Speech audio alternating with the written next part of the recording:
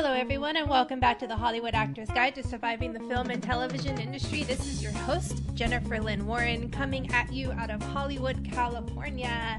Hello everyone! Talent is not enough.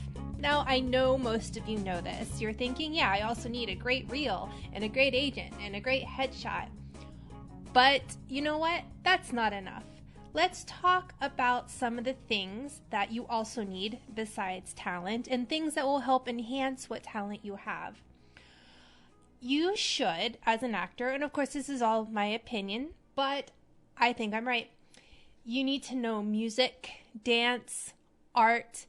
As an actor and a professional human being, you need to be well-rounded in the arts. Because if you know how music affects film or how music affects a performance, then you can only grow in your craft. If you understand dance and movement, you can only grow in your craft. You should have an education. You should know about history and literature and films. I've told you before to watch the AFI Top 100 Films. But to know your history and your literature, not only of theater and film, but of the world. Actors, I have never sat down with a famous actor who was not highly educated about various subjects, a lot of history, because they're interested in people. And when you look at history, it's a history of how people react to one another. And that is what we do. That is what we do in our storytelling. Most of the stories that we tell is a story about something that already happened. And what is that? That's history. You need to have a point of view of the world, because if you don't know what your point of view of everything is, you're not going to understand how or what a character's point of view is. And most auditions are lacking a POV. Most of them are. You need to have a set of ethics for your work, standards for how long you work on a piece of material, whether you're performing or you're auditioning, because you have respect for the material. And you need character. People work with people they like in this industry. Your talent is not enough. Many times they don't care how talented you are if you're an awful human being. So consider everything that I've just said and take it 10,000 steps further.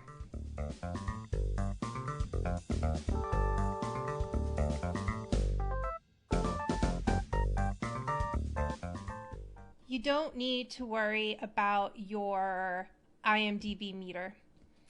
Well, okay, you can worry about it or pay attention to it or care about it if you are doing a lot of independent films.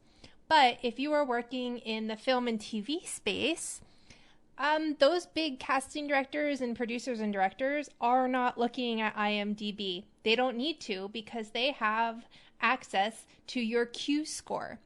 So once you've booked, and this background work does not count, but once you've actually worked on a show, you go into a database, and I'm sorry you can't look for it. You do not have access to it.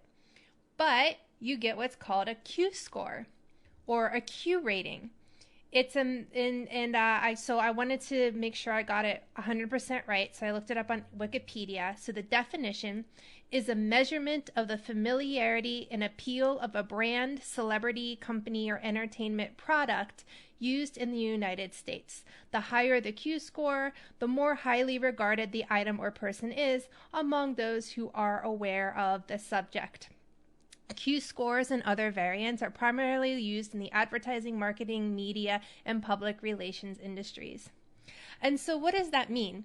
That means they're not looking at IMdB, they're pulling up this internal Q score. This is also what determines whether or not an actor can open a film or finance a film. Because there are certain actors that if you get them involved in your project, funding becomes a lot more easy to get.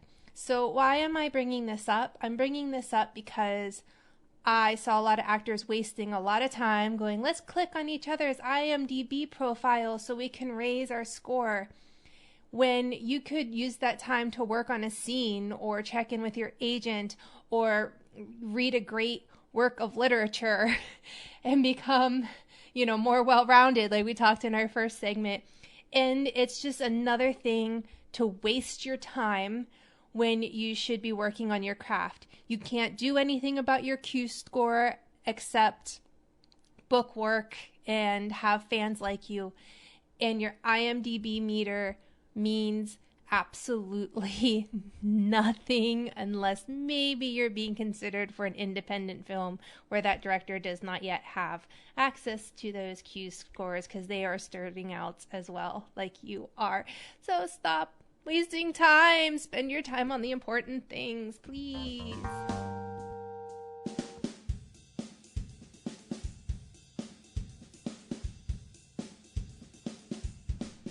And finally, let's talk about your voice.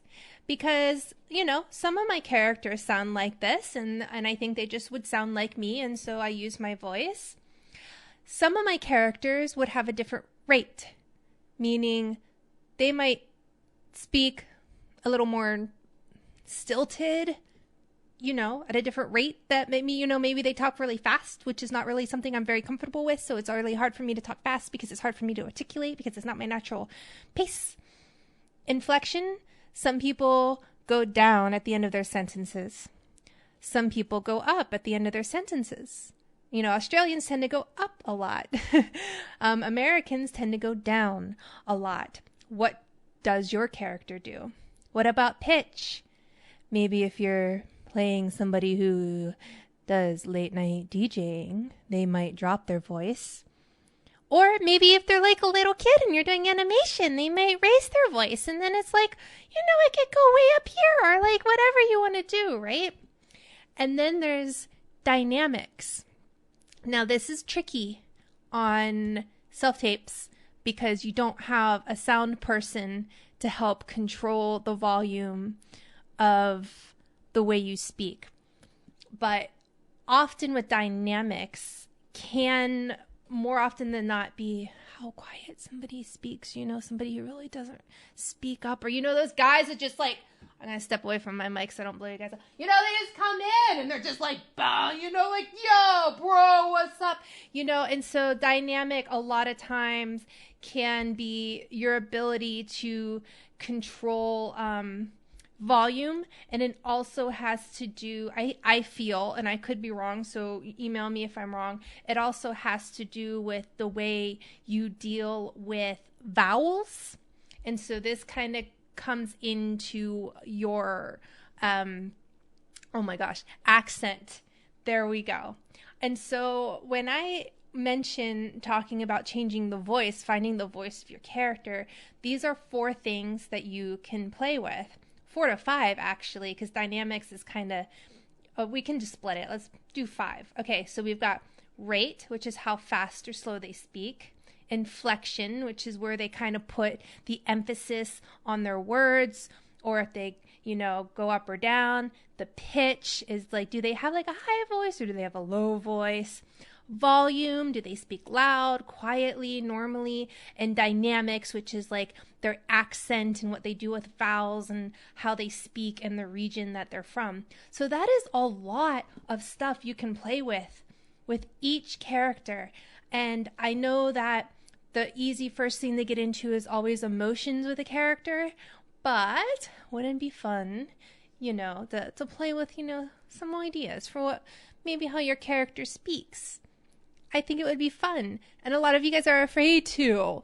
But more often than not, when we talk about actors playing the same roles over and over and over again, it's because those actors are comfortable in their voice and they're afraid to change it. Whereas people like great actors like Joaquin Phoenix, he's always playing with his voice.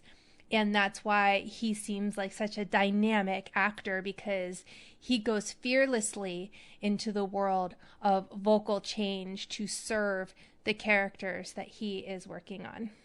So I would like to once again thank our sponsor, We Audition, weaudition.com. They have saved my butt. I went on there and read with 4 different readers the other night just to get different takes on a scene I had auditioned for, and it was fantastic. And by the time I ended up working with those guys. I was off book and ready to tape, and it was so much fun.